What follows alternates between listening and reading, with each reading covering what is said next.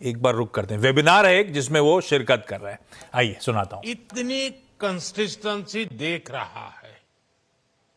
बीते 10 वर्षों में भारत ने लगातार रिफॉर्म्स, फाइनेंशियल डिसिप्लिन, ट्रांसपेरेंसी और इंक्लूसिव ग्रोथ को लेकर अपनी प्रतिबद्धता दिखाई है। कंसिस्टेंसी और रिफॉर्म्स का एश्योरेंस एक ऐसा बदलाव है जिसकी वजह से हमारी इंडस्ट्री के भीतर नया आत्मविश्वास आया है। मैं मैन्युफैक्चरिंग और एक्सपोर्ट से जुड़े प्रत्येक स्टेक होल्डर को ये विश्वास दिलाता हूं कि ये निरंतरता आने वाले वर्षों में ऐसी ही बनी रहेगी। आप मेरे पूरे विश्वास के साथ मैं आपसे आग्रह करता हूं, पूरे आत्मविश्वास से निकल पड़िए, बड़े कदम उठाइए। देश के लिए मैन्युफैक्चरिंग और एक्सपोर्ट ये नए एवेन्यूज हमने ओपन करने चाहिए। आज दुनिया का हर देश भारत के साथ अपनी इकोनॉमिक पार्टनरशिप को मजबूत करना चाहता है। हमारे मैन्युफैक्चरिंग सेक्टर्स को इस पार्टनरशिप का ज्यादा से ज्यादा लाभ उठाने के लिए आगे आना चाहिए।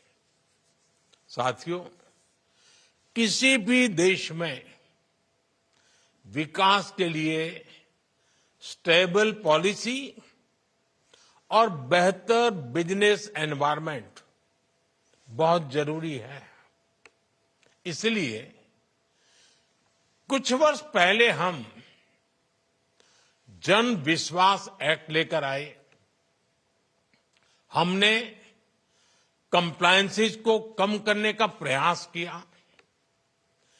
केंद्र और राज्य स्तर पर 40,000 से ज्यादा कंप्लायंसेस खत्म किए गए।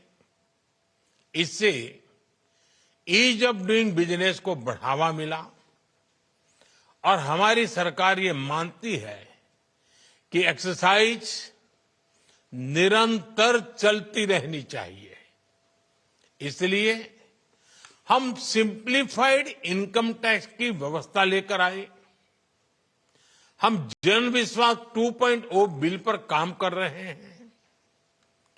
नॉन फाइनेंशियल सेक्टर के रेगुलेशंस को रिव्यू करने के लिए एक कमेटी का गठन का भी निर्णय हुआ है। हमारा प्रयास है कि इन्हें मॉडर्न, फ्लेक्सिबल, पीपल फ्रेंडली और ट्रस्ट बेस्ड बनाया जा सके। इस एक्सरसाइज में इंडस्ट्री की बहुत बड़ी भूमिका है।